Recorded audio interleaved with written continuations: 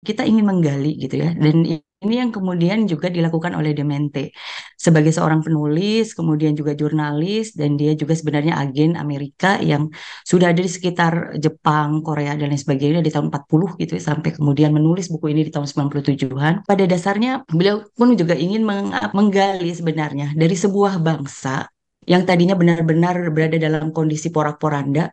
Kalau kita lihat misalnya beberapa catatan ekonomi tahun 65-an saja, tahun 60-an, Korea itu masih berada sama dengan negara-negara Afrika gitu seperti itu. Tapi kok bisa bangkit gitu ya?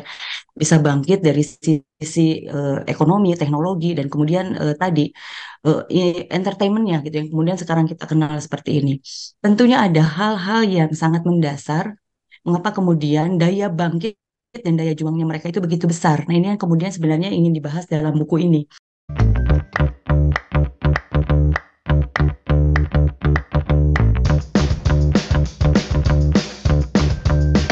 Assalamualaikum warahmatullahi wabarakatuh.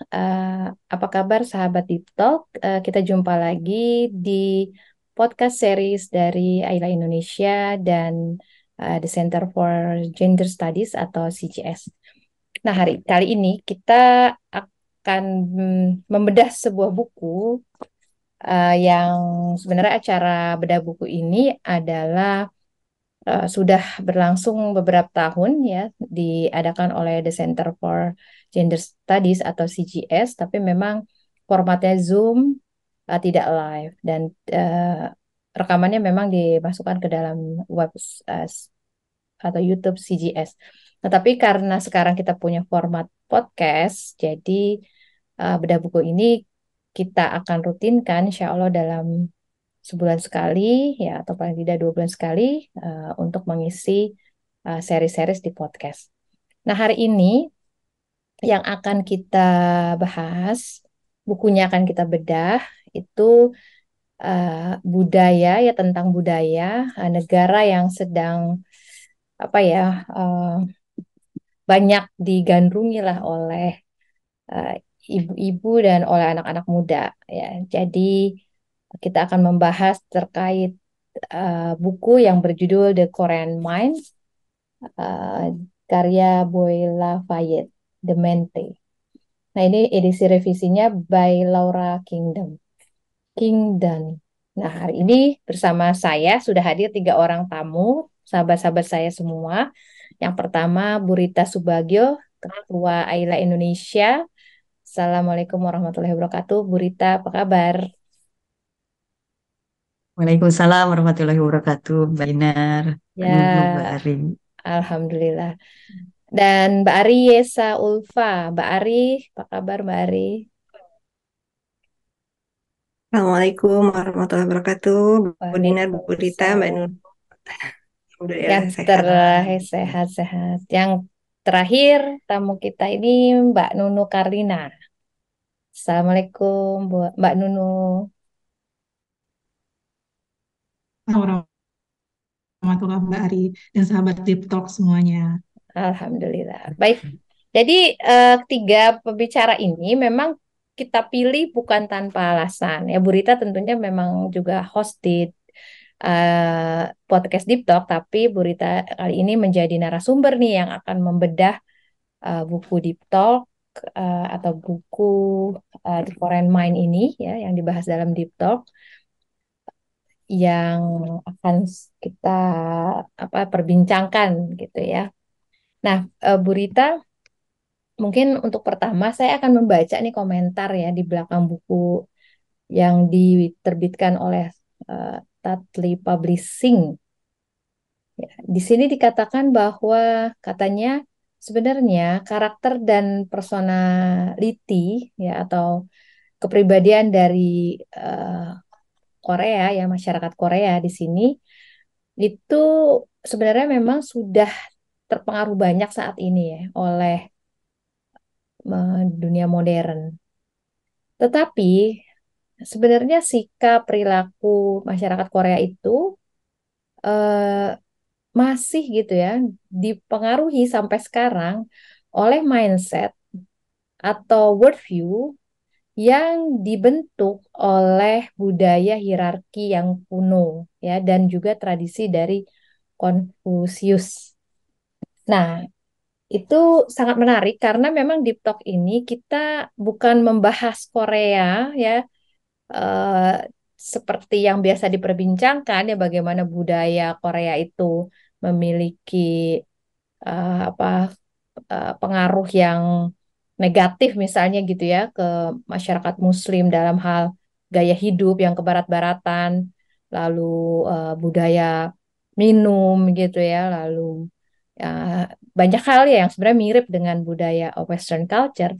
Nah, yang ingin kita dalami di sini sebenarnya kenapa buku ini menarik, ini tentang kita berbicara tentang worldview. Nah, ini sama sangat sesuai ya dengan tema podcast kita yang memang kita akan memahami lebih kepada pemikiran kenapa sih masyarakat Korea itu seperti itu dan kenapa juga itu bisa menyebar gitu ya. Dan apa sih yang bisa kita ambil atau ibroh dari buku yang kita baca ini. Gitu Bu Rita, mungkin bisa dijelaskan sedikit tentang buku ini sebenarnya apa sih yang ingin dibincangkan oleh Boye Lafayette dalam buku ini. Baik. Bismillahirrahmanirrahim, sahabat Deep Talk yang dirahmati Allah. Jadi tadi pertanyaan, sebelum sampai kepada pertanyaan Mbak Dinar, tentunya tadi Mbak Dinar juga sudah garis bawahi bahwa sebenarnya diskusi kita ini tidak dalam rangka sebenarnya memotivasi atau ya mengafirmasi beberapa tadi ya gaya hidup dan lain sebagainya. Atau orang semakin kemudian tadi semakin semangat gitu ya dengan Hallyu atau Korean Wave ini dengan gelombang Korea dan lain sebagainya. Tadi gaya hidup, kemudian film, fashion dan lain sebagainya.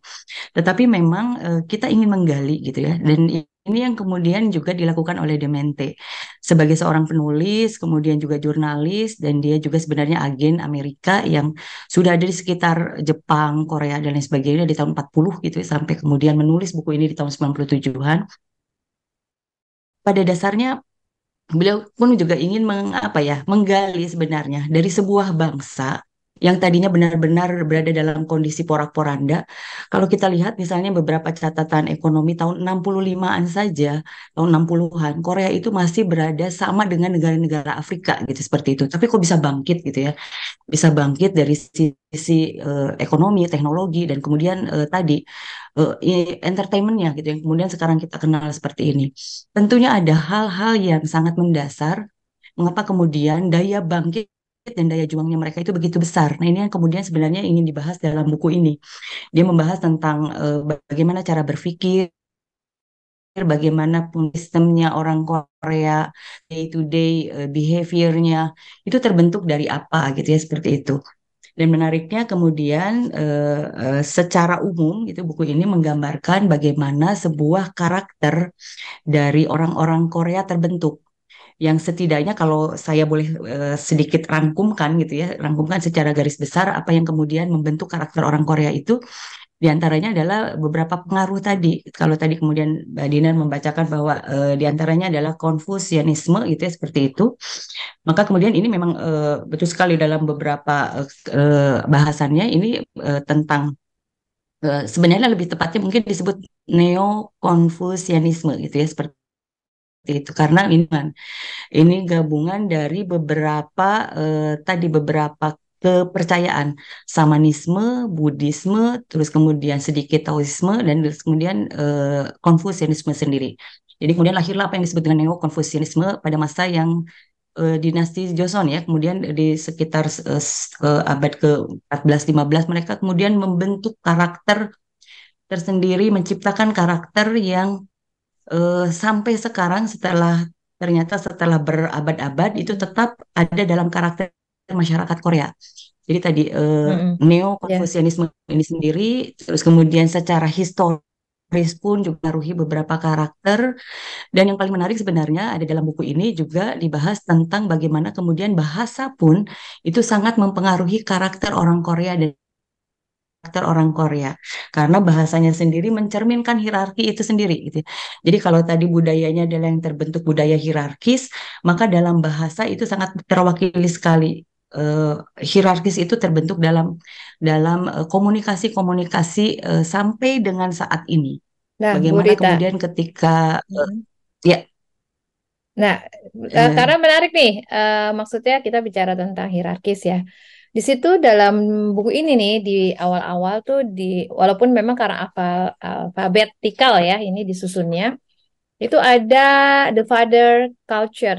Nah, aboji atau apa ya saya nggak bisa nih. Mungkin Mbak Arin nanti bisa men-spellingnya dengan mempronounce-nya dengan benar gitu ya. Itu bisa dijelaskan nggak Bu? Apa sih kalau kita bicara hierarki gitu ya, yang konotasinya adalah memang ada apa seperti patriarki gitu ya. Apalagi di sini awal-awal juga kita kan bicara, wah ada the father culture, the son culture, ya Ahdul ini the son culture. Bisa dijelaskan nggak Bu yang diperbincangkan ya oleh Demente ini terkait Ya, itu? tadi jadi karena neokonfusianisme itu salah satu menjaga tentang apa ya kebajikannya itu adalah Hmm. bagaimana kemudian mereka tersambung dengan leluhurnya gitu. Jadi Hmm. dengan cara mereka menjaga tradisi adalah bagaimana kemudian menjaga ketersambungan mereka dengan leluhur, dengan para orang tua dan lain sebagainya seperti itu. Nah, salah satu yang bisa kemudian mewakili dalam tradisi ini, terus khususnya dalam Hmm. keluarga gitu, dalam konteks keluarga, itu adalah peran Ayah. aboji tadi ya, peran Hmm. ayah. Hmm. Jadi peran ayah ini adalah yang memegang peranan penting dalam struktur keluarga yang akan menjaga hubungan dia menjadi apa ya menjadi hierarkis tertinggi dalam Hmm. dalam tahta keluarga gitu ya Hmm. yang kemudian tadi memelihara ritual-ritual untuk tetap tersambung dengan tradisi leluhur dan lain sebagainya itu ada di dalam peran eh, ayah gitu ya seperti Ayah. itu dan yang kemudian ini diwariskan kepada anak laki-laki tadi ya, Hmm. Adele gitu dan Sun sebagainya apa culture ya ya. Mbak Alia tadi tradisi anak laki-laki maka kemudian yang tercipta adalah para lelaki ini itu adalah apa ya yang memegang apa otoritas dalam berbagai hal yang terkait dengan aspek-aspek yang ada di dalam keluarga. Dari mulai tadi ya Hmm. tradisi-tradisi kemudian penyembahan leluhur, terus Hmm. kemudian dalam konsep pendidikan dan seterusnya. Hmm. Walaupun kalau digambarkan oleh Demente di sini, ini ada kan memang kalau kita lihat ya nanti Mbak Nunu mungkin bisa bahas kalau kita lihat misalnya dalam beberapa film-film Korea itu posisi ayah itu benar-benar yang sangat kuat sekali gitu ya dalam kultur keluarga-keluarga Korea itu. Dan itu ternyata memang dibangun kedekatan yang luar biasa dekat di usia-usia yang sampai 4 tahunan gitu ya, baik dengan anak perempuan ataupun dengan anak laki-laki dalam kultur ayah ini. Ayah. Mereka dekat, tetapi kemudian ketika mereka sudah memasuki usia dewasa, mereka mulai sifatnya lebih formal. Nah, Hmm. inilah yang kemudian yang tadinya kemudian sangat dekat sekali yang kemudian terbangun adalah sisi yang sangat formal, bahasa pun semakin hierarkis gitu ya, Hmm. bahwa bagaimana kemudian berbicara terhadap ayah dan lain sebagainya itu mewakili bahasa-bahasa yang sangat hierarkis tadi. Nah, ini yang kemudian ada jarak yang kalau kata Demente inilah yang kemudian salah satunya yang kemudian menyumbangkan apa ya ketegangan gitu ya di antara anak-anak khususnya anak laki-laki karena anak laki-laki bebannya menjadi lebih besar dibandingkan dengan anak perempuan jadi relasi anak laki-laki dengan ayah tadi semakin formal dari sisi bahasa dari sisi ikatan dan lain sebagainya karena kalau dalam konsep-konsep konfusianisme ini ditujukan untuk apa untuk membentuk karakter anak laki-laki tadi. Oke. Jadi ketika kemudian tadinya yang lekat sekali, kemudian semakin berjarak, tadi untuk menyiapkan mereka menjadi anak Hmm. laki-laki dan sebagainya. Itu jadi Baik. seperti itu. Ini konsep yang Hmm. The menarik sekali sun ya, dari sisi culture. psikologis pun juga menarik. Bu, tapi ini saya baca ya itu di buku ini juga dibahas gitu ya. Itu kan apa bagaimana sun culture and father culture ini itu sampai gitu ya jika seorang istri tidak bisa melahirkan anak laki-laki, eh, mereka tuh harus ya diceraikan atau rela gitu ya supaya suaminya ya berbagi intinya ini bisa menghasilkan anak laki-laki gitu ya. Dia akan terus mencari bagaimana bisa mewariskan gitu ya nama keluarga ini. Nah, itu kan akhirnya juga menjadi sumber penderitaan tanda kutip ya dari perempuan gitu ya karena eh, dia seperti punya beban. Tadi beban di laki-lakinya gitu ya dan beban di Betul. itunya. Nah, tapi sebelum kita bicara tentang konsep hierarki ini, tentunya kita akan fokus nih kepada konsep hierarki, tapi saya ingin ke Mbak Ari dulu nih. Tadi yang sudah dijelaskan sedikit oleh Bu Rita. Sebenarnya yang ditulis dalam buku ini Mbak Ari membaca gitu ya, dan buku The Korean Mind ini apakah sudah mencerminkan masyarakat Korea sebagaimana pengalaman Mbak Ari tinggal di sana. Nah, ini Mbak Ari mungkin bisa jelaskan dulu tahun berapa tinggal di Korea dan sehingga apa sahabat TikTok tahu gitu ya. Kenapa saya bertanya ini kepada Mbak Ari? Ya, baik Bu Dinar.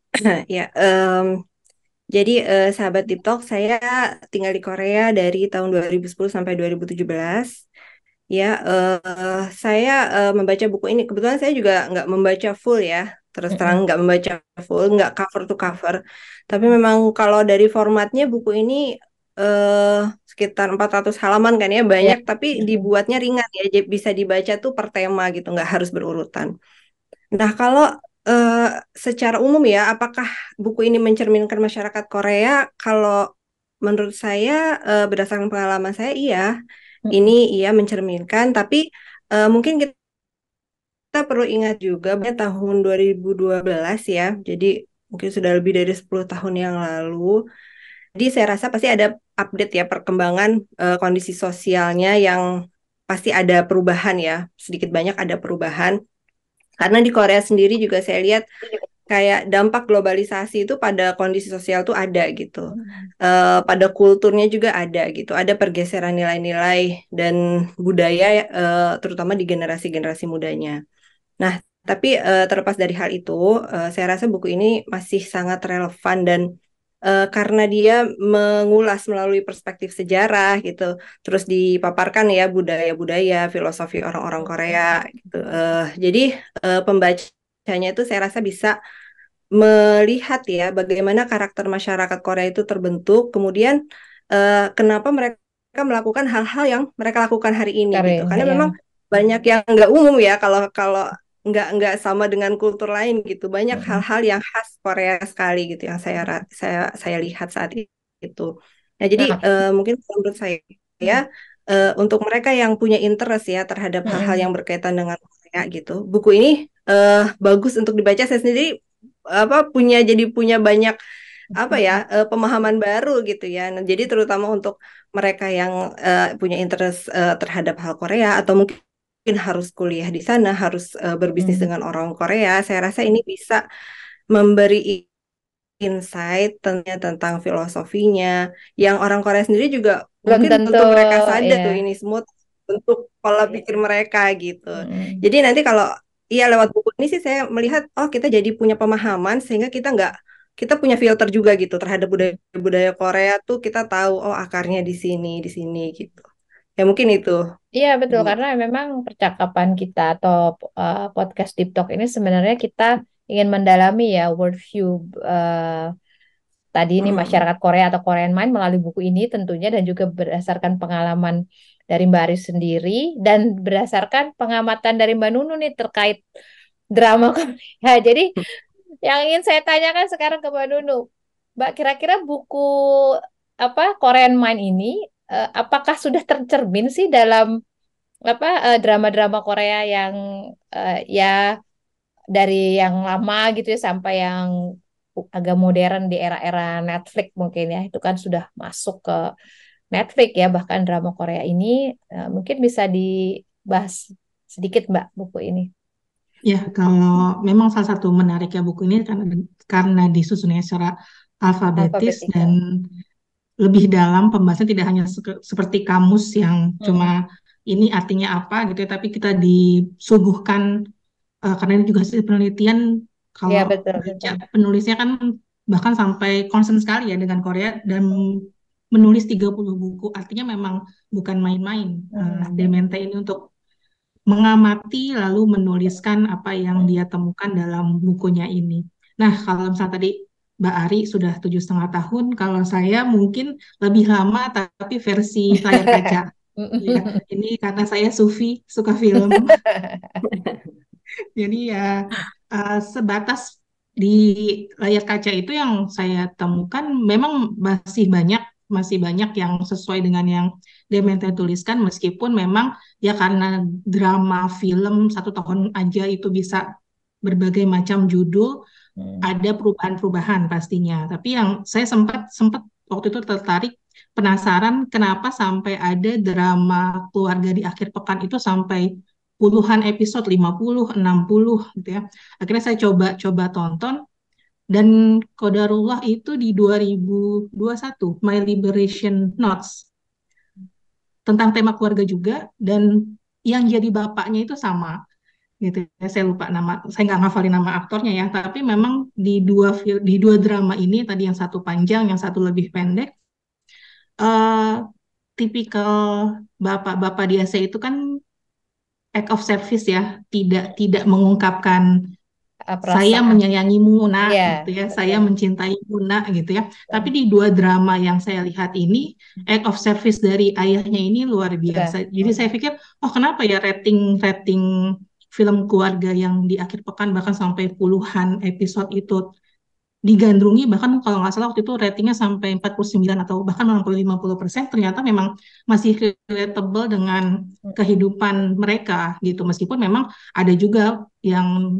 drama-drama yang menampilkan sosok ayah tidak bertanggung jawab dan segala macam, ya itu kan memang ayah-ayah yang semacam itu. Tapi dari yang saya tonton dan saya baca dari Demente sih memang masih Masih terkait, dan terkait. masih ada yang berusaha menampilkan itu gitu Mbak Dinar.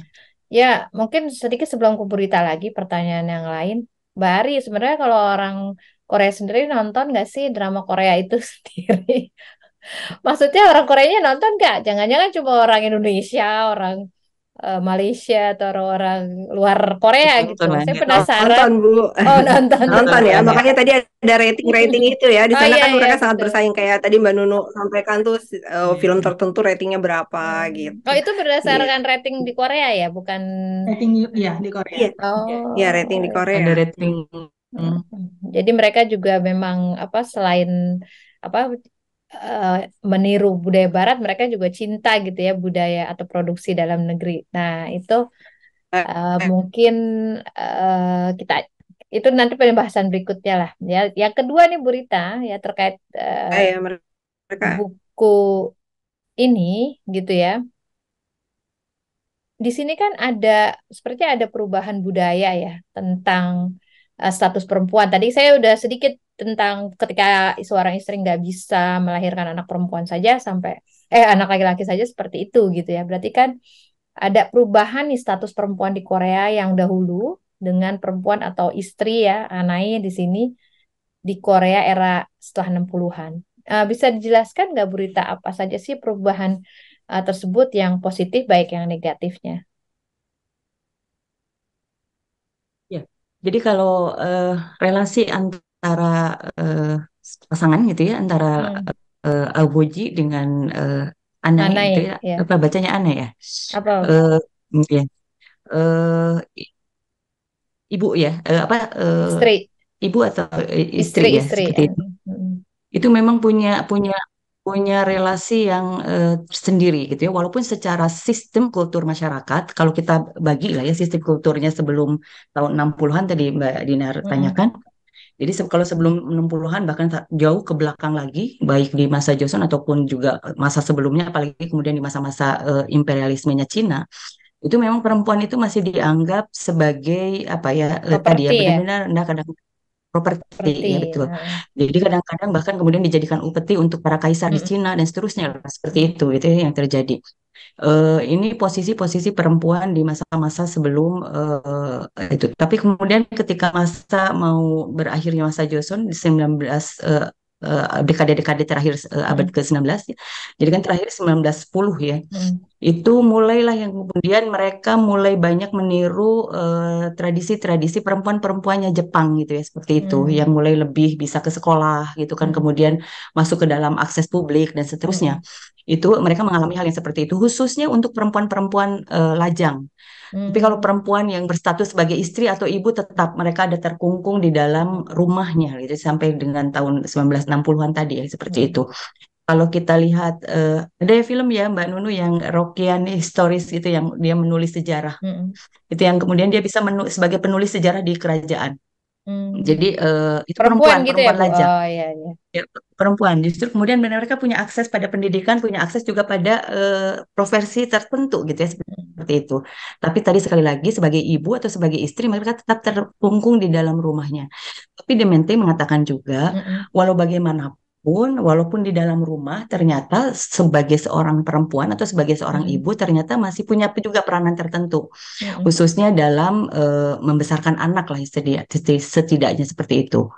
Tapi kenapa kemudian perubahan terjadi setelah pasca tahun 1960? Memang ini mulai terjadi ketika Korea mengalami ada perubahan sistem perundang-undangannya juga. Mm. Ketika sistem perundangan feodal itu berubah pada tahun sekitar tahun 8 atau 48 ya kalau saya sekitar bahwa kemudian dibentuklah sebuah sistem keluarga di dalam perundangan Korea di mana kemudian peran perempuan itu mempunyai tempat tertentu. Jadi mereka bisa juga mengajukan cerai, kemudian Mm. juga warisan juga mereka juga mulai mendapatkan gitu dan Mm-mm. sebagainya.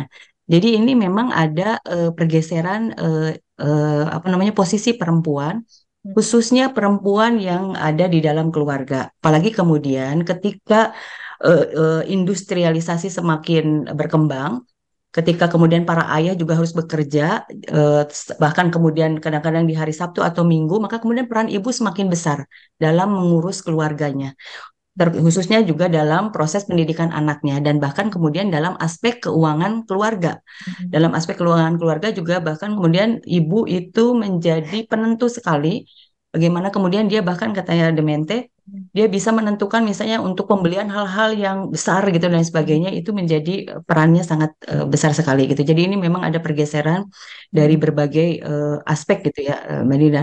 Nah Tapi ini Bu, yang sebenarnya Bu, mm, tapi secara Mm-mm. ya gimana Mbak Nida? Enggak, tapi kan sayangnya gitu ya. Kalau kita lihat nih tadi yang disebut oleh Demente ataupun berita sebutkan bahwa itu adalah peran, kan sama feminis itu dianggap tidak, bukan kontribusi, Bu, bukan peran tadi di keluarga gitu ya, mengasuh anak Ya, gitu kan. Padahal bagi masyarakat Korea sendiri itu dan tentunya kita ya masyarakat Muslim itu tuh peran yang besar gitu ya, membesarkan anak, mendidik anak gitu ya, mengatur keluarga itu kan tugas yang mulia ya.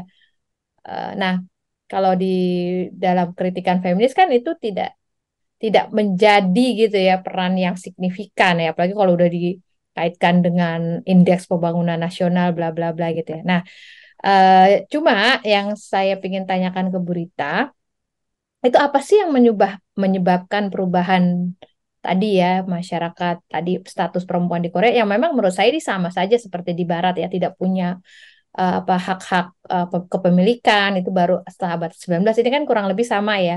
Lalu dia juga ya tidak bisa mengakses kepada pendidikan. Yang ini sangat berbeda dengan masyarakat Muslim yang ketika lahir dari lahirnya saja ya Rasulullah SAW ya karena berdasarkan wahyu tentunya memberikan hak-hak itu gitu ya terhadap perempuan-perempuan Muslim.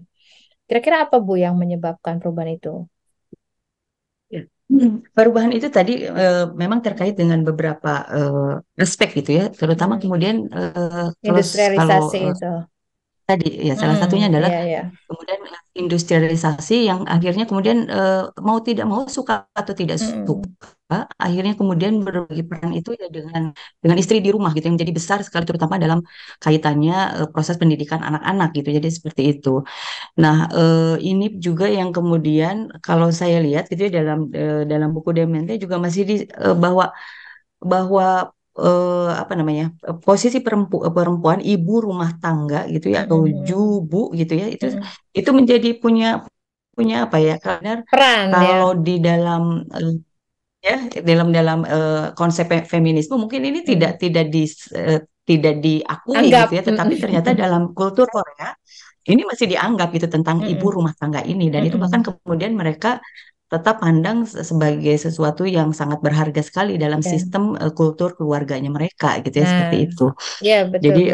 jadi apa yang berubahnya ya mungkin sebenarnya memang terjadinya industrialisasi dan perubahan tadi ya mungkin perubahan apa ya eh kiblat mereka kemudian Mm, juga juga berubah dan lain sebagainya. mm, Seperti itu juga mungkin ada mm. pengaruh juga terhadap eh, tadi peran Baik, perempuan secara keseluruhan. baik. Nah, balik ke Mbak Ari tadi. Kalau Bu Rita sudah menjelaskan tadi apa yang dipaparkan oleh Demente di buku ini, sedangkan saya pengen mengkonfirmasi Mbak Ari, bagaimana sebenarnya potret kehidupan keluarga Korea saat ini? Apakah peran ibu sebagai anak-anaknya ya di dalam keluarga itu masih signifikan ya di zaman modern ini, atau memang juga di zaman apa Korea masa lalu gitu ya tadi yang memang sepertinya tanda kutip eh, kayaknya nggak signifikan gitu ya. Tapi kalau nanti kita lihat kepada drama-drama Korea lama gitu ya, yang kerajaan-kerajaan tuh nanti Manu mungkin bisa bahas. Itu kan peran selir istri-istri itu kadang bikin konflik gitu ya. Justru eh, apa ah, per pergulatan politik itu bisa sangat dipengaruhi oleh perempuan gitu. Nah, mungkin Mbak Ari bisa menjelaskan dulu nih, Mbak, bagaimana kenyataannya gitu ya potret keluarga Korea saat ini. Iya, eh, jadi potret keluarga Korea dan peran ibu ya.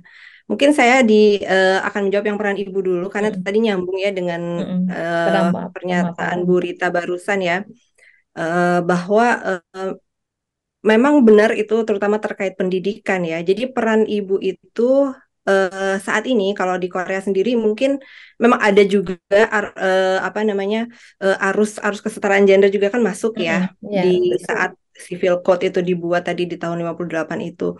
Jadi memang saya sendiri kalau ngobrol sama para wanita Indonesia yang menikah dengan orang-orang Korea gitu ya di sana mereka merasa bahwa eh, kalau dulu memang peran laki-laki itu kayak hanya sebagai pencari nafkah gitu ya, dan urusan domestik itu ibu-ibu gitu. Tapi kalau sekarang memang jadi lebih merata gitu. Jadi suami itu juga turut membantu pekerjaan rumah, istri juga keluar rumah untuk bekerja gitu. Dan karena perannya ibu ini semakin semakin luas gitu ya, dan ada pergeseran nilai tadi, sehingga urusan urusan yang ibu ini kan jadi semakin banyak ya. Jadi di rumah iya, di kantor iya, dan tadi saya ingin apa ya menyoroti satu hal yang menurut saya tuh khas gitu di ibu-ibu Korea yaitu peran memanage pendidikan anaknya ya. Ini menurut saya ini dia sangat-sangat apa mereka anggap sangat penting gitu. Jadi ini tuh bukan hanya sekedar memastikan anak itu bersekolah, tapi seorang ibu tuh betul-betul serius memilih les-lesnya, bimbingan-bimbingan yang harus diikuti untuk anaknya. Bikin strategi-strategi tertentu yang harus harus diambil gitu ya untuk memastikan anak ini bisa mendapat pendidikan yang terbaik lah yang mereka bisa berikan gitu dan bisa berkompetisi. Mungkin kalau peran ibu seperti itu. Jadi ada pergeseran nilai kalau dibandingkan dengan yang masa dulu ya kayak tadi Bu Dinar menyinggung masa Mm-mm, dinasti segala macam mm-mm, itu sudah berubah. Banyak mereka juga bekerja dan ini juga ikut membantu. Nah, kalau terkait struktur keluarga ini juga menurut saya banyak perubahan ya. Jadi sekarang ini banyak orang-orang Korea yang menunda atau malas menikah ya dikarenakan biasanya ya alasan ekonomi gitu. Karena beratnya biaya hidup terutama di kota besar. Kemudian mereka juga punya standar tertentu orang yang boleh nikah tuh kalau udah punya apa gitu ya. Nah, itu mm, juga akhirnya memberatkan sehingga mereka tuh merasa menikah apalagi punya anak itu sebagai sebuah beban gitu. Jadi ini pemahaman seperti ini mulai semakin banyak lah diadopt oleh para generasi mudanya. Sehingga kalau kita lihat berdasarkan data sendiri ya di Korea Selatan itu kan tahun 2021 itu mereka adalah negara dengan tingkat kelahiran atau fertility rate terendah di dunia.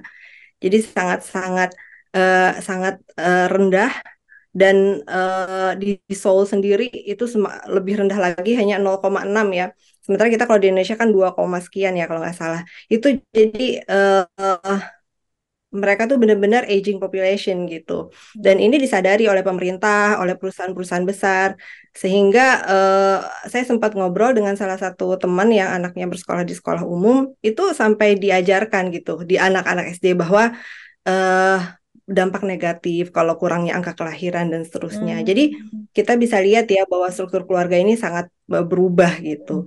Eh, Bisa dilihat juga dari kalau misalnya yang nonton apa drama ya, mungkin kayak Mbak Nunu gitu mungkin tahu ya di drama-drama tuh kalau dulu tuh suka ada apa orang yang 3 generasi tuh tinggal di satu tempat gitu. Ada bapak ibunya, ada anaknya, dan ada nenek atau kakeknya atau keduanya. Nah, kalau sekarang ini itu semakin jarang karena ya memang tempat Individualis tinggalnya ya. terbatas gitu ya. Jadi mereka mungkin yang tuanya di desa gitu, yang ke kota ditinggal di kota besar ya hanya keluarga inti saja atau bahkan mungkin ya banyak juga hunian-hunian yang hanya ditinggali oleh satu orang gitu karena tidak menikah itu gitu ya. Iya, Ya mungkin betul. itu sih, Bu. Iya, mungkin saya ke Mbak Nunu nih sekarang. Kan sudah disinggung tuh terkait perubahan ya dalam struktur keluarga eh, di Korea dalam realitasnya gitu. Nah, di dalam drama gitu ya, eh, itu tampak nggak sih perubahannya Mbak Nunu dari drama Korea lama dengan yang baru, terutama dalam nilai-nilai keluarga dan perempuan? Karena Iya, tampak ya. Tadi kalau misalnya Mm-mm, dibilang mungkin kalau di Joseon yang lebih terlihat perebutan kekuasaan ratu dengan selir-selirnya itu memang mm-mm, ada, tapi mm-mm, tidak semua drama atau film mm-mm. apa seguk menampilkan itu ada. Justru ada ratu dan selir yang berbagi Bekerja peran sama. gitu. Tapi Oke. memang ya, memang sampai ada juga saya lupa di kaisar siapa yang akhirnya memutuskan daripada konflik terus nih ratu sama selir, akhirnya diputuskan bahwa anak selir tidak bisa menjadi putra mahkota, itu bahkan sampai ada Mm, perubahan semacam itu. Nah, kalau yang era-era kekinian yang sempat juga viral itu mm-mm. Sky Castle tadi yang Mbak Ari bilang, ini ibu-ibu yang Oh iya, sangat peduli pendidikan anaknya, tadi pendidikan. harus mencarikan sekolah dan tempat les terbagus gitu, tapi memang Mm, ya itu ya yang kita sama-sama ketahui bahwa buat mereka kuliah di tempat bergengsi dan nanti mendapatkan pekerjaan dengan jurusan yang banyak Favorit. diminati orang itu adalah sebuah sebuah kebanggaan tersendiri Ya. dan ya mereka berjuang di situ meskipun ya kalau kita sebagai muslim kan ya jangan sampai kita belajar sungguh-sungguh hanya untuk dunia tapi ya itulah kondisi kondisi saat itu memang peran ibu sebegitunya bahkan Penting ya. eh, para ibu yang seolah-olah cuek gitu ya, seolah-olah cuek dengan pendidikan anaknya, ya dianggap sebagai kegagalan gitu, tidak Oh, peduli. eh di yang terakhir saya nonton drama tentang dia sudah usianya sudah di atas 40 tahun, seorang ibu dulu dia dokter tapi karena menikah akhirnya tidak melanjutkan profesinya karirnya. dan selama 20 tahun itu membesarkan anak sampai akhirnya eh, divonis sakit sakit kanker hati kalau nggak salah ya itu sampai harus dioperasi dan dia merasakan kehidupan kesempatan kehidupan kedua dan di situ dia sempat ngomong sama anak perempuannya bahwa kamu sudah SMA. Wah, Mm-mm. kakakmu memang ibu urusin, tapi sekarang bisa nggak kamu ngurus dirimu sendiri? Awalnya dia sempat ngomong kayak gitu ya. Saya rasa itu juga sebuah pergeseran bahwa ada memang tanggung jawab ibu untuk mengantarkan anak-anaknya, khususnya sampai masuk perguruan tinggi ternama, tapi ada upaya untuk itu bukan hanya tugas ibu semata loh, gitu ya. Ada yang juga tanggung jawab anak untuk pendidikannya sendiri dan ibu punya hak tersendiri ada yang pesan-pesan seperti itu yang saya rasa oh mulai mulai ada perubahan juga nih. Kalau tadi yang di trennya di Sky Castle ditunjukkan ibu-ibu yang macam itu, tapi di era belakangan ada juga ibu-ibu yang itu bukan hanya tugas ibu aja, tapi juga tugas anak yang harus berjuang gitu. Jadi kalau misalnya tadi dirasa apa ada perubahan betul, yang di Love to Hate You juga ibunya karena kesal sama ayahnya itu sampai nulis dan menceritakan bagaimana ketidakadilan yang dia dapatkan selama di keluarganya di rumah khususnya dari suaminya ya itu juga ada upaya-upaya bahwa tugas ibu bukan hanya di urusan domestik, tapi juga bisa berkarya di luar rumah gitu. Nah, itu kan Gitu Mbak sebenarnya Tina. terpengaruh sekali terhadap konsep agama ya sebenarnya. Di Demente ini juga membahas tentang Jonggyo, apa bacanya ini ya, atau Faces of Ya, Jo. Korean Religion. Nah, eh, apa sih Mbak Nunu yang dibahas oleh Demente ini dalam bukunya ini terkait agama di Korea gitu. Tentu ini kan ada relevansinya nanti tentang cara pandang mereka terhadap tadi ya keluarga, kenapa mereka sangat berambisi untuk menyekolahkan anaknya ke tempat-tempat yang apa elit ya dalam hal ini yang favorit gitu sampai ya kadang kan berlebih-lebihan ya sehingga membuat anak itu stres akhirnya tingkat bunuh diri tinggi gitu. Coba bisa dipaparkan Mbak Nunu yang pembacaan Mbak Nunu terkait tadi pandangan Demente Ya. Nah, itu. saya coba sampaikan yang Demente tulis Mm-mm, tentang mm-mm, Jonggyo itu di halaman 152. mm-mm, Wajah kan bahwa misionaris Kristen yang asing awal di Korea dalam dekade terakhir tahun 1800-an mencatat bahwa orang Korea adalah Konfusianisme dalam kehidupan sosial mereka, Buddhis dan Tao dalam sikap filosofis mereka, dan Samanisme perdukunan dalam upaya mereka untuk menangkal dan menghadapi malapetaka hidup. Semuanya tanpa alasan konflik yang jelas, jadi memang dicampur-campur. Dan ini mm-mm, juga terkait dengan Dodok di halaman 42 dan 43 tentang moralitas tidak langsung. mm-mm, Dodok berdasarkan prinsip Barat diperkenalkan ke Korea pada dekade terakhir abad ke-19 oleh misionaris Amerika yang mendirikan sekolah dan menjadi tutor dan penasehat bagi banyak individu yang memainkan peran utama dalam modernisasi negara selanjutnya. Korea masa kini terus memiliki dua standar moralitas yang tradisional, terutama didasarkan pada keadaan, dan moralitas Barat yang kurang lebih didasarkan pada prinsip-prinsip mutlak tentang benar dan salah. Tidak mengherankan orang Korea memadukan keduanya dan beralih dari satu ke yang lain sesuai dengan keadaan. Nah, ini jadi menjawab ya kalau tadi mm-mm, kenapa kalau Bunda Rita bilang neo-konfusianisme dan memang di awal kehidupan Korea itu sangat terpengaruh oleh Cina dan Jepang, tapi ketika misionaris Kristen dari Amerika masuk mengubah banyak hal gitu ya. Dan ini juga menurut saya tepat seperti apa yang disampaikan oleh Prof. Alatas bahwa meskipun Korea dekat dengan kita, negara mm-mm. timur, tapi ketika yang masuk adalah nilai-nilai Barat, maka yang dimaksud Barat Barat itu itu bukan sendiri bukan lagi cuma Amerika mata dan angin Eropa. gitu Iya, kan, tapi ya, tapi yang seperti Prof. worldview. Atas sampaikan bahwa Barat itu adalah worldview yang terbentuk dari Mm-mm, campuran unsur-unsur kebudayaan Barat mm-mm, dan punya sifat-sifat dasar falsafah dan bukan agama. Mengenai mm-mm. falsafah humanisme, menerima pandangan Sekularisme, dua dualisme. dan menjalani kehidupan. Dan pada akhirnya merupakan suatu peradaban yang sekuler. Jadi kalau Mm-mm, misalnya kita lihat dari drama-drama, eh, seringkali yang jadi dorongan untuk berbuat itu adalah bisa jadi balas dendam, iya. bisa jadi pembuktian diri bahwa dia Mm-mm, bisa lebih baik dari orang-orang yang menginjaknya gitu ya, betul. membulinya.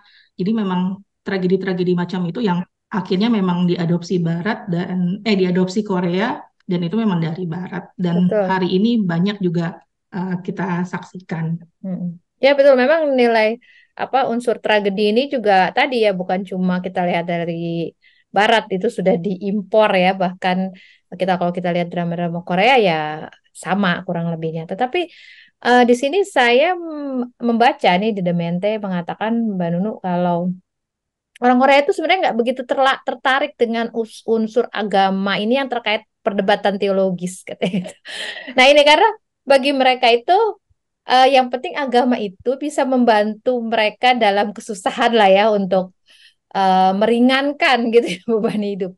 Nah ini kan menarik sekali ya karena eh, agama Islam gitu ya itu dibangun oleh sistem tauhid akidah yang justru konsep kuncinya kalau kita bicara worldview Islam di tengahnya tuh sentralnya adalah God. Ya ini teologis gitu ya.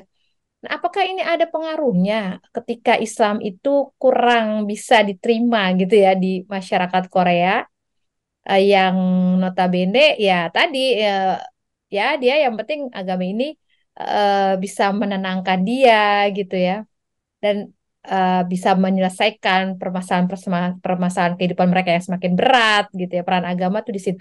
Nah, menariknya saya tadi sebelum acara podcast ini nggak ke apa salah satu YouTuber Korea yang masuk Islam, dia menginterview salah satu orang Korea mualaf juga. Dan saya juga pernah menyaksikan beberapa orang Korea itu rata-rata sama ya. Kenapa kamu pindah ke Islam? Ya saya ingin menenangkan diri gitu. Jadi saya stres segala macam dan saya ingin mendapatkan ketenangan, peace of mind gitu ya. Dan Islam bisa memberikan itu. Nah, walaupun starting pointnya ini ya kalau kita lihat mualaf-mualaf rata-rata banyak yang seperti itu. Tapi ini menariknya gitu ya ketika memang orang Korea mencari agama gitu ya, dia memang terdorong tadi oleh worldview-nya sendiri itu yang agama itu adalah menyelesaikan gitu ya, membantu menyelesaikan persoalan hidup, bukan lagi berdebat. Tapi kalau orang Barat kita ngelihat banyak problem teologis justru. Kenapa Tuhan itu ada tiga gitu kan? Kenapa mereka menggugat konsep teologis sehingga mereka Islam ya lari kepada agama yang memang memiliki konsep teologis yang masuk akal bagi mereka gitu. Ini kan ada perubahan. Itu mungkin sedikit tambahan dari saya ya ketika membaca Demente ini sangat menarik itu memperhatikan dengan baca ini kita bisa langsung memotret ya baik dramanya atau para mualaf tadi ya itu ternyata masih nempel gitu ya tadi yang worldview mereka yang di zaman dulu dan hari ini masih bisa tampak gitu ya dari perilaku dan sikap mereka. Saya kembali mungkin waktunya kita terbatas ya. Cuma ini masih ada pertanyaan yang membuat saya juga penasaran. Bu Rita mungkin di sini di bukunya halaman 155 nih uh, ada konsep Jongyin, bacanya gimana ya? Yang paying proper respect dan Jongjun, bener nggak? Differentiate differentiate honor ya. Nah itu kan tadi juga dari bahasa Bu Rita mengatakan ada hierarki di dalam keluarga, struktur keluarga itu ada hierarki. Apakah hierarki itu identik dengan penindasan nih Bu Rita gitu? Karena kan selama ini kritik-kritik, wah kita justru sumber dari penindasan itu karena ada hierarki di segala bentuk sistem masyarakat yang modern, baik yang modern apalagi yang masa lalu ya. Kita harus menghancurkan hierarki itu. Itu gimana pandangan Bu Rita sendiri? Ya, jadi ini salah satu konsep yang kata Demente bertahan sampai dengan saat ini. Demente di awal-awal tuh sempat juga mengutip pendapatnya beberapa pakar psikologi perkembangan Korea yang mengatakan bahwa tadi jadi ada beberapa karakter gitu ya yang bertahan dan salah satunya adalah konsep-konsep seperti itu. Sebenarnya ini berbasis dari konsep yang ada di halaman sebelumnya, saya lupa halaman berapa, itu yang ada yang disebut dengan konsep Jung, terus kemudian ada yang disebut dengan konsep Hua dan sebagainya. Jadi bagaimana orang Korea itu menjaga keterikatan mereka agar sistem sosial masyarakat itu tetap harmonis. Nah, ini adalah konsep-konsep yang kemudian tadi jadi hierarkis ini justru kata Demente itu diciptakan sebenarnya awalnya adalah untuk menjaga harmonisasi di dalam setiap struktur sosial masyarakat. Dan kemudian tadi menjaga agar orang-orang tetap memberikan penghormatan terhadap mereka yang terutama orang tua gitu ya. Jadi tujuan dari lahirnya hierarkis dalam sistem sosial masyarakat ini itu adalah tadi menjaga keharmonisan di dalam setiap lakat. Tujuannya baik, tapi kemudian Demente juga menggambarkan, tapi kemudian dalam implikasinya memang ada implikasi-implikasi sosial yang tidak bisa dihindarkan. Misalnya tadi masyarakat semakin secara individu tadi sulit untuk menunjukkan jati dirinya. Karena kemudian masyarakat itu benar-benar sudah terbentuk oleh sistem sosialnya. Posisinya sendiri sudah terbentuk malah bahkan sejak dari lahir. Dia bagaimana kemudian jadi sebagai anak laki-laki, jadi sebagai anak perempuan seperti apa, jadi anak pertama seperti apa, dan seterusnya. Bahkan kemudian nanti akan terbentuk lagi kalau kemudian dia lahir dari keluarga dengan struktur sosial seperti apa. Jadi di dalam keluarga, jadi mereka benar-benar batasnya jelas sekali bahwa mereka dikelompokkan dalam sistem sosial secara gender gitu ya, laki-laki dan perempuan dalam hal ini, laki-laki dan perempuan, kemudian status sosialnya, kedudukan, pendidikan dan seterusnya. Dan ini yang kemudian membentuk tadi ya hierarkis dalam sistem masyarakat Korea saat ini.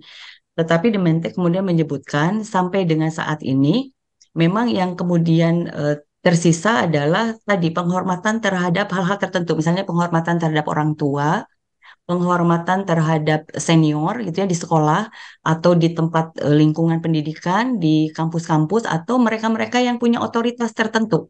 Misalnya otoritas keilmuan dan seterusnya mereka memiliki penghormatan tertentu. Tetapi penghormatan untuk pejabat publik dan lain sebagainya sekarang orang-orang Korea mulai berpikir ulang untuk bersifat tidak terlalu Formal ya. untuk bertanya ya, Mm-mm. kenapa harus menghormati orang tua dan lain sebagainya. Tetapi Mm-mm. kemudian kepada pejabat publik dan lain sebagainya, apakah kemudian itu polisi, jaksa dan lain sebagainya, Mm-mm. itu mereka sudah sekat-sekat itu sudah semakin longgar gitu ya, sudah Mm-mm. tidak ada lagi sekat-sekat yang mereka memang harus memberikan penghormatan tertentu. Mm-mm. Tetapi kalau kepada orang tua, pada posisi tertentu atau otoritas tertentu, Mm-mm. itu sudah tidak ada lagi ruang. Mereka harus berbicara juga dengan bahasa tertentu, bahasa formal tertentu, bahkan kemudian membungkuk dengan cara tertentu, kemudian Mm-mm. berbicara dengan cara tertentu dan seterusnya seperti itu. Jadi itu yang kemudian tercipta sebenarnya hierarkis ini pada dasarnya awalnya adalah diciptakan untuk tadi untuk menata keharmonisan di antara setiap lapisan struktur sosial di dalam masyarakat. Jadi Demente menyebutkan seperti itu, tetapi kemudian pada perjalanannya memang ada praktek-praktek yang memanipulasi sistem hierarki ini. Mm-mm. Artinya kemudian ada kelompok-kelompok tertentu yang kemudian memakai apa namanya kedudukan tertentu, apakah kemudian itu jabatan di sekolah, jabatan di publik, jabatan publik dan lain sebagainya, untuk kemudian mereka melakukan tadi diskriminasi, terus kemudian rasialisme dan lain sebagainya gitu ya, yang akhirnya kemudian struktur sosial masyarakat itu menjadi sangat sangat apa ya, sangat diskriminasi di antara struktur sosial itu kemudian menjadi menguat. Jadi ini tadi awalnya sebenarnya secara konsep ini adalah konsep yang Dementa nilai bahwa ini adalah konsep yang sangat baik sebenarnya seperti itu. Tetapi kemudian dalam perjalanannya tadi ini rawan untuk dimanipulasi. Jadi Iya. dimanipulasi oleh kelompok tertentu gitu ya, agar kemudian tadi bisa menekan orang yang lebih lemah. Bahkan kemudian di sekolah-sekolah itu juga dilakukan terjadi bullying di Pembulian ya. Korea ini masuk juga hal yang luar biasa gitu ya seperti itu. Kalau kita lihat juga beberapa film-film Korea juga menampilkan tentang apa Bully. namanya kasus bullying dan lain sebagainya seperti itu. Ya, Itu Prof. Mbak Atas Dian. juga menjelaskan ya. Jadi hierarki ini sebenarnya suatu keniscayaan gitu ya, dan tidak mungkin terpungkiri gitu, nggak mungkin di apa dihindari gitu ya. Karena kalaupun misalnya hierarki tadi ada penyimpangan dalam prakteknya, break lah ya maksudnya hierarki itu yang di dunia itu ada hierarki yang nggak hancur gitu ya. Jadi ya itu Allah dengan kekuasaannya bahwa Allah adalah yang tertinggi dan itu sebenarnya yang menjadikan kenapa ketika dunia barat atau dalam hari ini juga Korea salah satunya gitu ya yang ketika hierarki itu hancur atau misalnya hierarki itu di apa ya menjadi menyimpang gitu ya, yang tadinya niatnya baik itu dia nggak punya lagi tempat untuk kembali lah, mudahnya seperti itu. Artinya apa yang menjadi rujukan tertinggi, apa yang menjadi apa petunjuk gitu ya untuk mengembalikan hierarki itu pada tempatnya. Nah, kalau saya melihat ada satu dalam konsep Islam yang justru ini menjadi pengunci ya agar hierarki ini bisa ketika menyimpang itu bisa kembali, itu sistem amanah. Jadi amanah itu ketika kita mendapatkan satu posisi di mana itu seperti dilebihkan ya, seperti privilege. Padahal bagi orang Islam itu bukan misalnya menjadi kepala keluarga atau menjadi pemimpin itu sebenarnya bukan privilege ya. Walaupun tampak kalau di dalam dunia yang eh, materialistis seperti sekarang ini orang-orang menganggap itu satu privilege. Padahal dalam Islam itu amanah. Artinya ketika dia tidak bisa menjalankan kewajiban-kewajiban yang mengikuti dari posisi tersebut ya dia sudah menjadi orang yang merugi karena akan diminta pertanggungjawab kenapa mendapatkan posisi ini tapi tidak bisa gitu ya memenuhi apa kewajiban dari yang mengikuti posisi tersebut. Begitu juga ketika kita menjadi suami, orang maksudnya suami-suami kita gitu, kita menjadi istri, itu kan juga ada kewajiban-kewajiban gitu ya. Sebagai orang tua kan sepertinya enak sekali ya kalau kita ngeliat kok enak jadi orang tua itu bisa mengatur anak, bisa memiliki hak-hak yang apa sepertinya dimuliakan tadi di Korea ini kan juga sangat dimuliakan. Tapi Eh, padahal ada gitu ya amanah ketika jadi orang tua, ketika anaknya seperti ini orang tuanya yang kena. Nah itu.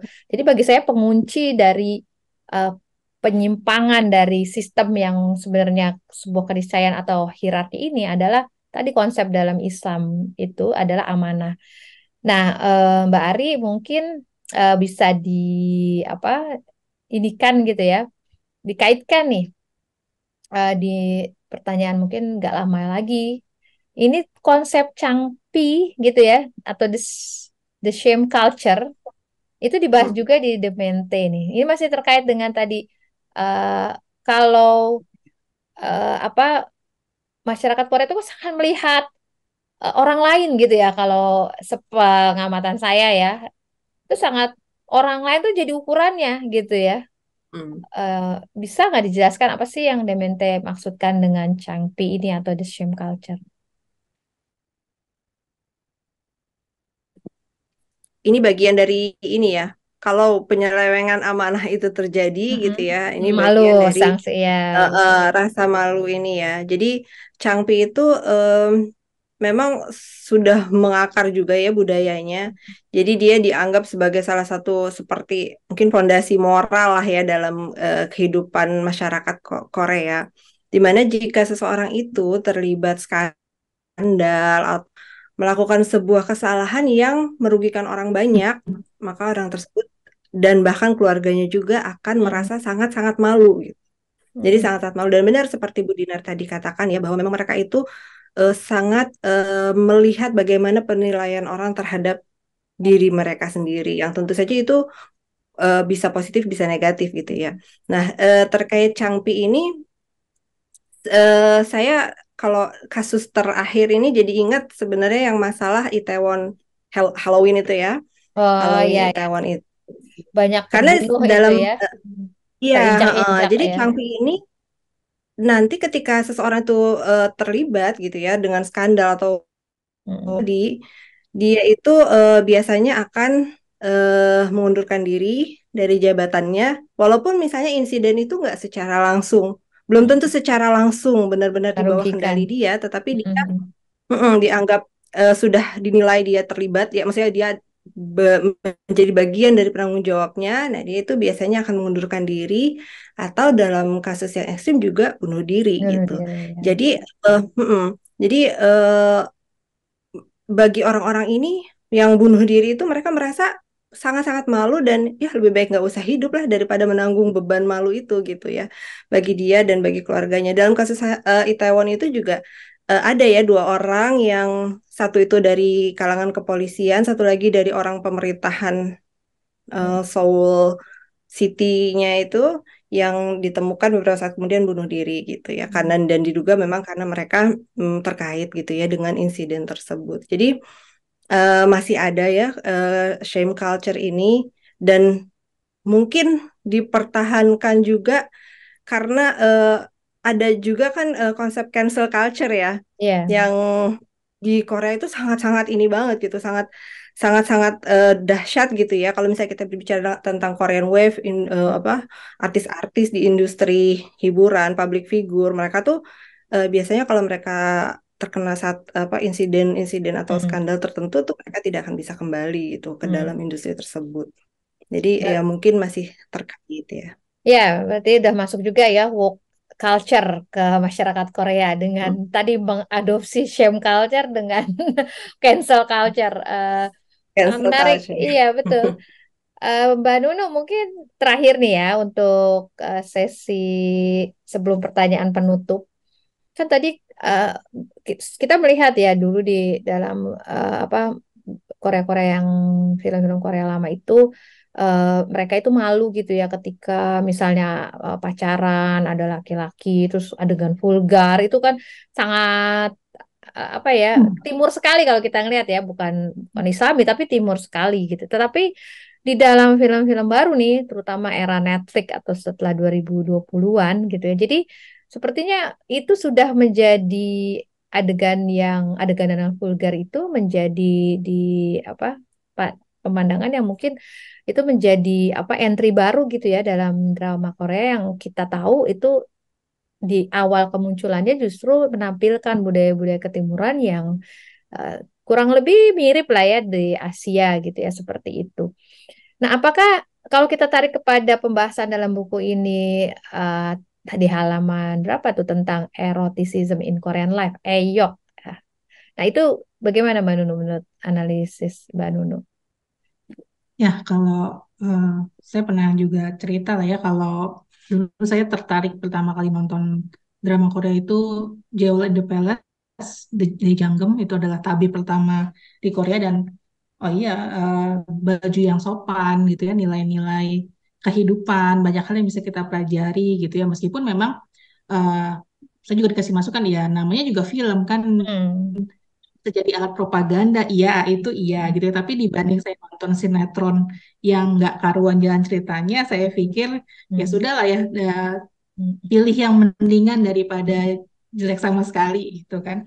Nah, terkait dengan tadi yang Mbak Dina tanyakan tentang Ayok, memang erotisme dalam kehidupan Korea di halaman 6 dan 7 itu sudah dibahas sama Demente gitu ya. Hmm. Bahkan karena terkait juga dengan hiburan tradisional Tiongkok itu sudah sejak 108 sebelum Masehi. Bahkan ada Hmm. juga memang film-film dan drama yang menampilkan seperti itu gitu ya, para macam. Memang kalau di drama lebih lebih soft, tapi kalau di film-film itu bisa lebih vulgar. Dan sekarang justru yang disayangkan masuk ke drama-drama yang harusnya lebih lebih soft tadi ya. Kalau Hmm. misalnya dulu lebih vulgar ya karena di film bisa jadi lebih terbatas penontonnya, tapi hari Hmm. ini di drama lebih banyak. Dan yang juga mengkhawatirkan ini terkait juga dengan LGBT, Ya, betul, betul. LGBT dan eh, ternyata ya karena tadi alat propaganda, setelah saya cek ada 20 drama. Hmm. Nggak tahu ya tampil semua di Indonesia atau Hmm. enggak, tapi Hmm. setidaknya Hmm. ada 20 drama dan ada 15 film, dan Hmm. sebagiannya itu memang settingnya adalah seguk. Jadi seolah-olah ingin ingin Menegaskan bahwa budaya menampilkan ya mm-mm, bahwa sejak dahulu sudah sudah ada, ada meskipun ya tidak seguk itu adalah memang pasti terjadi dalam sejarah Korea gitu ya, tapi seperti ingin diambil benang afirmasi. merahnya gitu. Eh, ya, dan ini juga kita sayangkan karena semakin beraninya mereka gitu ya, khawatir ketika tidak disaring ya dianggap sebagai hal yang biasa. Tapi tadi Mm-mm. kalau misalnya Mbak Dina tanya ada nggak sih kaitannya? Saya melihatnya ada gitu ya, hal-hal Mm-mm. yang tadi di EYOK itu di 108 sebelum Masehi, bahkan Mm-mm. hal-hal yang vulgar dan Mm-mm. bahkan yang sekarang itu dikaitkannya dengan LGBT. Gitu, betul. Begitu Mbak Dina. Iya, ya. Saya juga melihat ini sesuatu yang memprihatinkan ya, karena propaganda apa LGBT itu sudah makin apa masuk ke bahkan ke tadi ke drama Korea yang harusnya gitu ya justru menampilkan nilai-nilai keluarga, nilai-nilai culture Korea yang diceritakan oleh Demente ini gitu, tapi coba diubah gitu ya dengan budaya pop. Namun terakhir nih pertanyaan penutup buat semua. Ada dua pertanyaan yang menggelitik gitu ya terkait buku ini dan juga terkait masyarakat Korea atau budaya Korea. Apa sih kelebihan dan kekurangan dari pandangan hidup atau worldview pemikiran atau pemikiran masyarakat Korea baik yang di buku ini atau dalam kenyataannya atau dalam drama Korea mungkin ya bisa kita ambil hikmahnya itu seperti apa. Jadi sebagai seorang Muslim hikmah apa sih yang bisa kita ambil dan apa saja yang harus diantisipasi terkait Korean Wave itu sendiri? Bisa dimulai dari Bu Rita. Ini digabung saja pertanyaannya, Bu Rita. Ya, jadi apa yang bisa kita ambil khususnya dari buku yang dipaparkan oleh Demente ini? Saya melihat bahwa Korea ini menarik dari sisi secara bangsa gitu ya, itu adalah keterikatan mereka dengan entitas mereka baik sebagai sebuah bangsa gitu ataupun mereka sebagai bagian dari entitas ini, maka kemudian mereka akan mempertahankan beberapa konsep-konsep yang menjadi karakter mereka sebagai individu. Jadi konsep Chung, Hua, terus kemudian apa lagi, kemudian Jungcuk, kemudian Jongchung dan lain sebagainya, itu menguatkan karakter mereka untuk mempertahankan hierarkis tadi. Jadi hierarkis yang mereka pertahankan dalam karakter nasional mereka itu ditujukan dalam rangka tadi membuat keteraturan secara sosial, kemudian harmonisasi di antara setiap lapis masyarakat dan penghormatan terhadap orang tua. Jadi ini adalah sesuatu yang bagi saya ini menarik dan tetap bertahan ketika kemudian ribuan tahun, ratusan tahun mereka bisa bertahan untuk tetap bertahan dalam konsep-konsep ini. Tetapi karena kemudian konsep ini lahir dari sebuah paradigma atau sebuah worldview yang tentunya tidak ilahi ya, maka kemudian yang terjadi sistem hierarkis ini justru juga kemudian menyumbangkan beberapa potensi-potensi problem, potensi diskriminasi, terus kemudian juga ketidaksetaraan, rasialis, kemudian juga stres dan beban psikologis yang hebat gitu. Jadi ini stres dan psikologis yang hebat, dan terutama kemudian juga mereka ada upaya ketika kemudian mereka ingin mengubah hierarkis, maka salah satu yang mereka lakukan karena kemudian misalnya kalau kalau biologis, seks dan lain sebagainya mungkin tidak bisa diubah, maka mereka akan lakukan melalui cara-cara yang sangat materialistik gitu ya. Jadi pencapaian-pencapaian semua ukurannya materialistik agar kemudian bisa mencapai hierarkis tertentu. Karena tadi ketika sistem ini tidak diatur dalam sebuah sistem yang sifatnya ilahiyah tadi gitu ya, dibentuk hierarkisnya tidak berdasarkan wilayah ilahiyah gitu ya tadi. Terus kemudian apa yang bisa kita sebagai orang Islam ambil gitu ya dari buku ini? Hikmahnya adalah kalau ada sebuah hadis walaupun ini doif bahwa hikmah adalah harta apa namanya, harta umat Islam yang hilang gitu ya seperti itu, maka kemudian mungkin dalam beberapa hal kita bisa masih mengambil eh, apa namanya, pelajaran dari buku ini.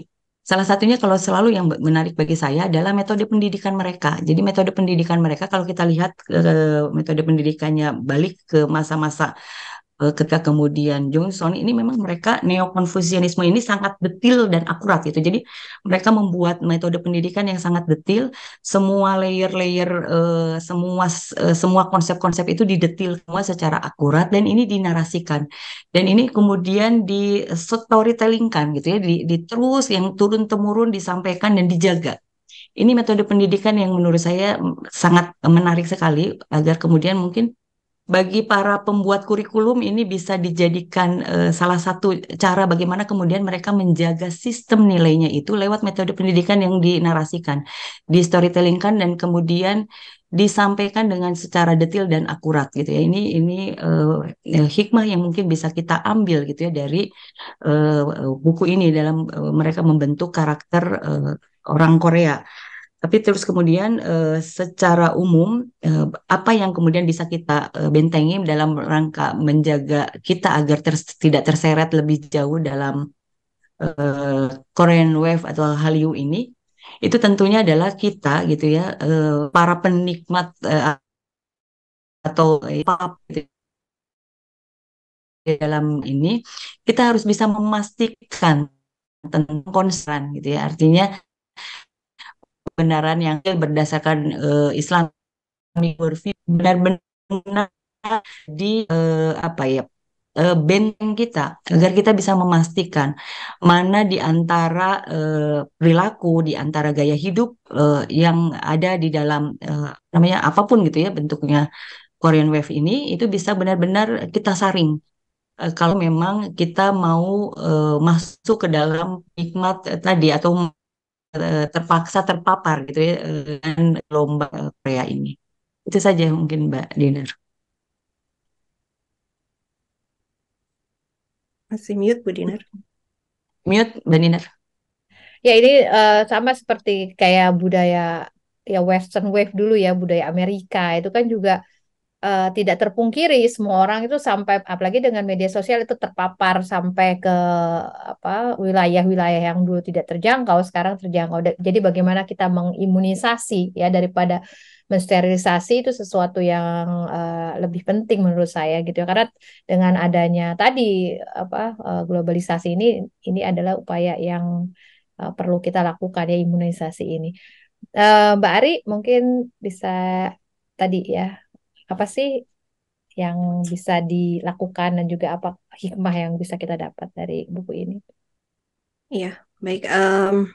Kalau dari buku ini mungkin tadi saya sempat singgung ya di saat dari pertanyaan pertama itu. Hmm. Kalau saya sendiri jadi merasa lebih memahami dari mana gitu ya budaya-budaya itu berasal dan kalau impressionnya di diri saya sendiri memang semakin melihat bahwa apa ya nilai-nilai yang mereka ambil itu walaupun ada sisi-sisi positifnya, tetapi memang Hmm. karena datangnya tadi kalau istilah Bu Tita tadi bukan Ya, dari ya. ilahiyah ya, jadi Hmm. pada akhirnya mereka walaupun mereka punya kelebihan, katakanlah mereka tuh ini ya sangat bersungguh-sungguh dalam dalam segala hal gitu ya, drive for excellence-nya tuh sangat bagus, mereka sangat terobsesi untuk menjadi yang terbaik gitu, tetapi karena tidak ada kerangka kerangka pandangan hidup atau Hmm. view yang benar itu, akhirnya mereka kemajuan-kemajuan itu tidak membawa mereka pada Sampai. kebahagiaan Ya, gitu. betul. Heeh. Makanya kita semua sudah tahu bagaimana tingkat bunuh diri itu sangat tinggi gitu ya Hmm. di Korea itu. Dan saya juga karena ngecek data-data ya, saya Hmm. lihat beberapa data ternyata itu yang sangat-sangat serem itu di antara tahun 2010 hingga 2020 Hmm. untuk rentang usia sampai 24 tahun, penyebab kematian tertinggi adalah bunuh diri, Iya, gitu ya. iya, iya. Jadi bukan penyakit, bukan Mm-mm. Mm-mm. kalangan generasi muda gitu. Jadi sepanjang 10 tahun yang tertinggi adalah tingkat bunuh diri. Jadi memang di satu sisi saya rasa kita bisa ya meniru semangatnya untuk Mm-mm. yang tadi ya untuk melakukan yang terbaik dalam hal apapun bisnis, sekolah Mm-mm. atau yang lain-lain lah ya dalam berbagai hal, tapi eh, kita kerangkakan dalam worldview yang benar gitu, karena mereka sudah terbukti gagal gitu ya dalam Gagal, menjalani hidupnya betul, kalau menurut statistik betul. ini gitu. Nah, jadi kalau menyambung kepada Korean Wave, saya rasa kita karena sekarang ini sangat-sangat paparannya, saya rasa udah ada di Mm-mm. iklan, nggak harus mungkin orang nggak suka nonton drama, Mm-mm. nggak suka musik, tapi Iklan, iklan semua orang iya. mereka gitu ya. Jadi sudah Mm. kemana-mana. Saya rasa mungkin antisipasi kita itu cermat dan benar-benar bisa menyaring Mm. nilai-nilai yang harus hati-hatilah dari budaya-budaya yang masuk itu gitu ya. Kayak bagaimana mereka budaya minuman kerasnya, Mm. normalisasi apa hubungan di luar nikah gitu Langkah, ya, dan ya, betul. berbagai hal yang secara tidak sadar masuk. Jangan sampai itu kita nggak sadar, secara tidak sadar umat muslim ini menormalisasi hal tersebut gitu ya. Karena terus-menerus kita ngelihat orang mungkin minum minuman keras gitu ya. Mm. Jadi kita menganggap itu suatu hal yang normal gitu ya. Mungkin kita insya Allah enggak, tapi banyak masyarakat umat gitu ya secara Mm. umum itu yang bisa tanpa sadar mereka merasa itu sebagai sesuatu yang normal. Nah, itu Biasa, yang betul. mungkin kita harus hati-hati, dan di Korea sedikit tambahan, dan mereka sendiri budaya-budaya itu sudah tergerus gitu. Jadi Mm. bagaimana anak-anak muda sekarang juga dalam hal mungkin kesopan santunan juga berkurang, mereka Mm. semakin individualis gitu ya. Atau tadi di dalam dunia industri hiburan aja LGBT itu kan dulu juga tabu ya di sana, Ya. tapi sekarang sudah masuk. Jadi mereka sendiri juga mungkin ada juga ya orang-orang segelintir orang-orang yang concern juga yang mereka menyadari dan nggak suka gitu dengan hal itu. Jadi saya rasa sebagai umat Muslim kita harus selalu sadar bahwa pasti ada nilai yang masuk ketika Mm. apa namanya sebuah industri atau budaya asing itu masuk gitu. Jadi jangan sampai kita karena merasa oh ya ini dari timur nih gitu ya. Iya, Atau dulu betul. berkah belum ada cerita. Nah, jadi lengah gitu ya, mungkin Mm-mm. seperti itu. Gitu. Ya, Mudah-mudahan dengan kesadaran ya kita untuk terus memfilter tadi kalau Bu Rita bilang apa nilai-nilai kebenaran ya, memfilter mm-mm. dengan nilai-nilai kebenaran, mudah-mudahan kita bisa meminimalisir ya atau mencegahlah budaya-budaya yang negatif yang datang dari Korean Wave itu. Ya, baik. Terima kasih nih Mbak Ari, penjelasannya sangat melengkapi ya tadi penjelasan dari Bu Rita. Mbak Nunu, silahkan Ya, tambahkan. kalau kemudian tadi sudah disampaikan Mm-mm. banyak dan memang salah satu alasan saya kenapa memilih Mm-mm. drama atau film Korea dibanding sekarang udah nggak nonton film Indonesia atau Western gitu ya, karena memang mereka serius gitu ya ketika bikin film-film nggak melulu tentang percintaan, nggak Mm-mm. melulu tentang yang hal-hal remeh-temeh. Mm-mm. Kalau bahas hukum, bahas psikologi, bahas kedokteran itu detail dan nggak asal-asalan gitu. Dan memang ketika ada yang diperjuangkan mereka gigih. Tapi tadi seperti yang disampaikan bahwa memang karena worldview-nya bukan Islam, pasti ada hal yang itu berseberangan dengan kita, bertentangan dan apa yang kita lihat, apa yang kita dengar, apa yang kita nikmati itu kan mempengaruhi jiwa kita. Ketika kita Mm-mm. terbiasa melihat Mm-mm. tragedi-tragedi orang-orang Korea tadi, katarsis gitu ya, kenapa Mm-mm. dunia hiburan sangat hidup, K-pop, K-drama, dan itu menjadi keseharian kita, ya jangan sampai menghilangkan jati diri kita sebagai muslim gitu ya. Kita lebih hafal siapa artis-artis K-pop, artis-artis K-drama dibanding ya para nabi, para ulama, orang-orang yang memang real, yang memang menjadi idol, jadi tuntunan kita, jangan sampai kita malah jauh dari orang-orang soleh. Mungkin itu yang pasti secukupnya gitu. Jadikan hiburan secukupnya, jangan sampai jadi konsumtif, jangan sampai jadi korban iklan. Karena hari ini ya namanya industri hiburan, namanya industri pasti ada Yang produk yang dipasarkan dipasarkan. dan jangan sampai kita yang ikhlas, ikhlas lillahi ta'ala nanti ikhlas lillahi ta'ala membayar banyak, mengeluarkan banyak uang malah untuk menghidupi mereka dari uang hasil jerih payah kita bahkan nafkah dari orang tua kita. Itu saja dari saya Mbak Dinar. Ya, terima kasih Mbak Nunu. Jadi kita melihat ya tadi saya bingkai lagi ketika kita bicara tentang uh, Korean Mind, ini kan terkait konsep worldview mereka yang tadi sebenarnya walaupun masyarakat Korea sudah berubah, sudah menjadi modern, terpengaruh oleh Western worldview, tetapi ada worldview atau pandangan hidup, sikap, perilaku yang masih dipertahankan.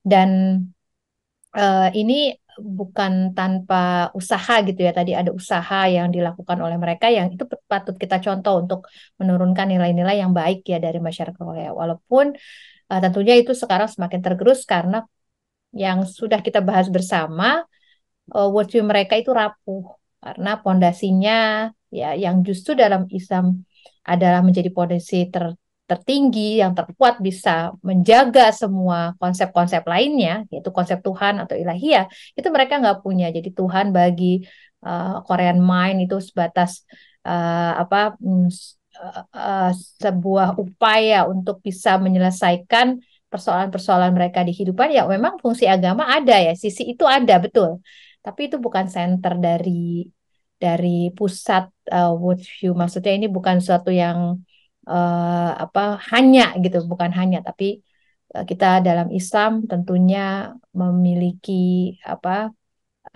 konsep teologis itu terkait erat dengan konsep ibadah nanti ya amal soleh gitu dan ini juga yang akan justru ketika konsep Tuhan itu menjadi sentral ya justru kebahagiaan itu dia peace of mind yang dicari-cari sumber ketentraman, penyelesaian persoalan itu kan ada di sentralitinya adalah konsep ilahiyah itu. Nah, ini yang mungkin tidak disadari oleh masyarakat di luar Islam ya kita juga berharap sebenarnya uh, apa produk-produk bacaan-bacaan ya yang membedah pemikiran dalam hal ini bukan juga sebenarnya sudah dimulai ya oleh ulama kita kalau nggak salah apa Al-Biruni juga tuh sudah membahas bagaimana sih masyarakat gitu ya di peradaban lain itu sudah dibahas atau dicatat oleh ulama kita dan saat itu dimaknai ya bukan sekedar seperti sekarang hanya memaparkan, tapi tidak menjustifikasi, tapi seorang muslim ketika membuat karya-karya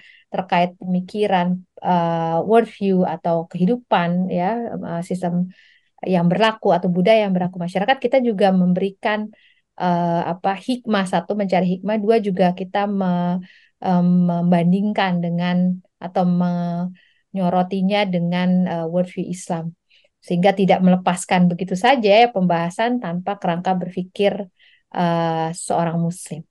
Mungkin itu saja dari saya. Terima kasih Bu Rita, Mbak Ari, Mbak Nunu kehadirannya di podcast Deep Talk, dan sahabat Deep Talk, insya Allah kita akan kembali dengan bedah buku dan juga tamu-tamu yang tentunya terkait dengan permasalahan atau isu-isu perempuan, keluarga, dan juga isu-isu kontemporer lainnya yang akan dibahas ya secara continue berseris gitu di podcast kami.